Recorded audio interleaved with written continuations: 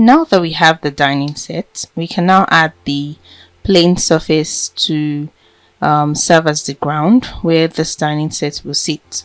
So to do so, I will add a plane by clicking Shift A, and I will add the plane here and scale it up, clicking on S. Let's say we scale it up 8 times, so that will make it go from 2 meters by 2 meters to 16 meter by 16 meter, and you can see the dimension from here.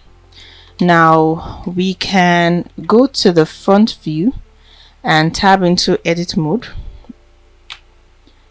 and extrude this surface to take some thickness for the ground. And remember, we want to switch to the face select so that we can select everything and click on E and snap to the Z axis. Click on Control to snap to the grid. Good. So I like what it's here right now. So the next thing I will do is I will work on the surface in a way that I can have some roughness. I can have a pull over here. So as I selected this surface here, you can see that it's just one surface we have. So if I were to add a pull to this area here, I would not be able to do so till I divide the surface. A quick way to do so is to right click and go to subdivide, and you will see this option here where you can increase the number of cuts. So as you increase it, you can see the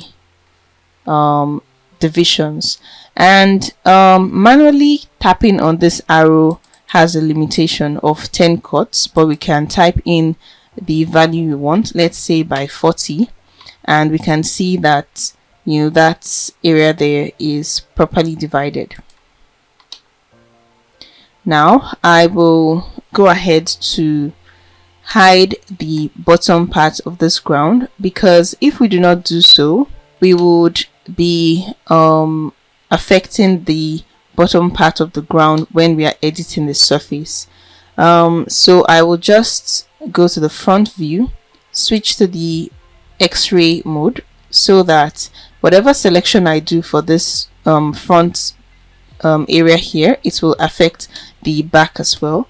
So in the front view, I will switch to the vertex select and select this area here, then click H so that I can hide the bottom area.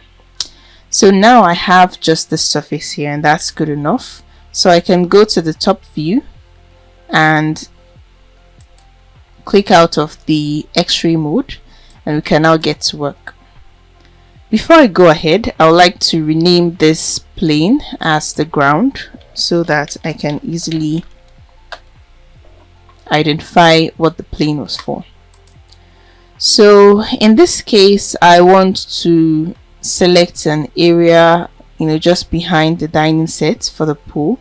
So I will switch to my face select by tapping 3, and I can take my mouse. Remember, we are on the select box option here. So let's say I drag it over, let's say to this. Yes, so I like this selection for the base of the pool. Now I can just go ahead to extrude this surface, taking it down to add that deep area to the pool, but I might need to do some edits in the future. So it would be a bright idea to save this selection, and we can do so with the vertex group option that we have in Blender. To get to the vertex group option, you can go to the properties window. You see this green icon here, select on it, and you see vertex groups. Now we can click on the plus icon here to create a new vertex group, and let's rename it pool base.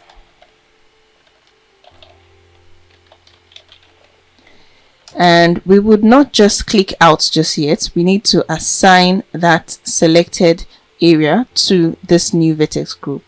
So now if we click on deselect, you see that it actually worked. So that's good enough. So now I can go to the top view, and let's say I want to add the edge of this pool. Now the way it works is we would leave the nearest faces to this selection so that it would not affect the new vertex group we're about to make. You would see from demonstration. So let's leave this area and go over here. So I will select just from here down to here because I want to leave a space at the bottom as well. So I'll select this high. So let's do this all around it. Good. And in case you selected more than what you needed, you can still click on shift and deselect that. So we'll create a new vertex group and let's call this pool edge. And once you do so, click on assign, then you can test it again, deselect and select, and that's good. Now this is what I was talking about. If you click on pool base and you select it, you see that it did not only select the vertex group or the faces that was assigned to it, but it also selected the nearest faces. So it was smart for us to have left that space for the pool edge. So now we can just tap away and go ahead with what we want to do.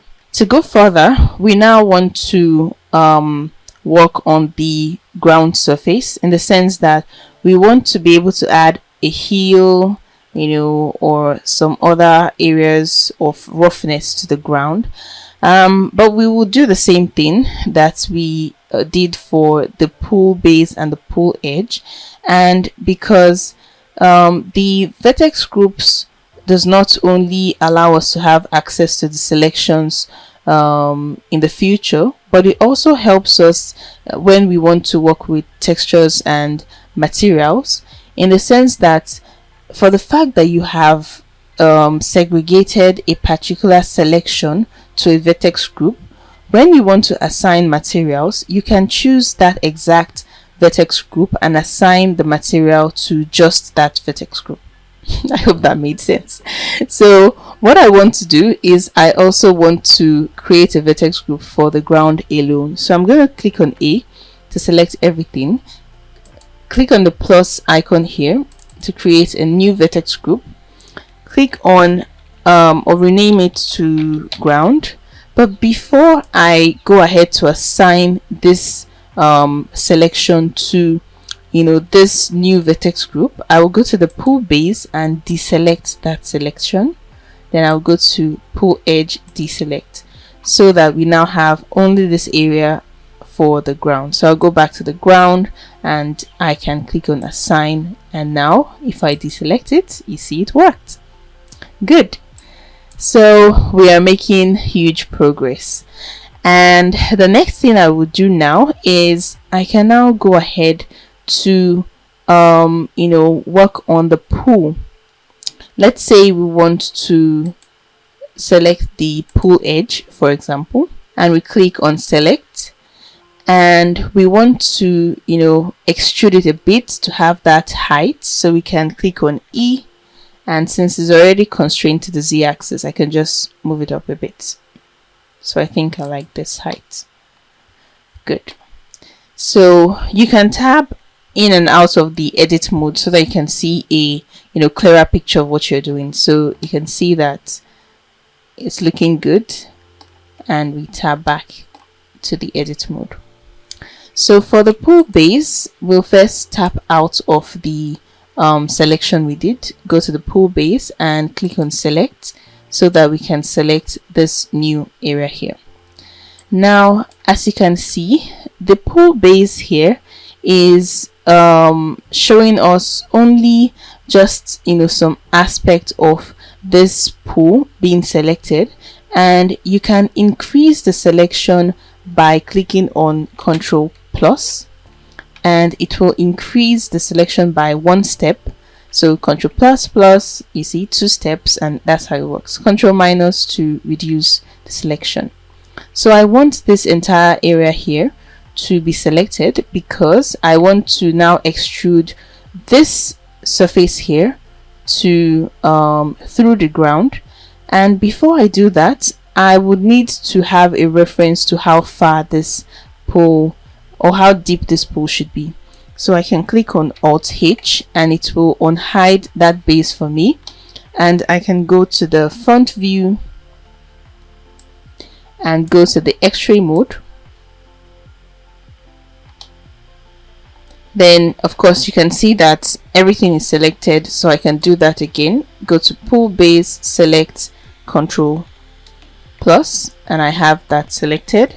Go to the front view. So instead of pressing the extrude key E, I can just press G since I have that selection. So let me do that again. Pool base, select Control plus and go to the front view, and I can press G and Z to lock it there, and we can have this depth for the pool.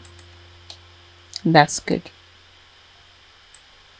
So now if we tab out of the edit mode, you can see, or the X-ray mode, you can see that you have this nice deepened pool over here. Now we can progress by looking at what is selected, what is deselected. Let's see, for the pool edge we have this entire area selected, and that's good, because if we were to apply a material, let's say we wanted to have this brownish brick material assigned to the edge of the pool, that means we want it to look sort of brownish.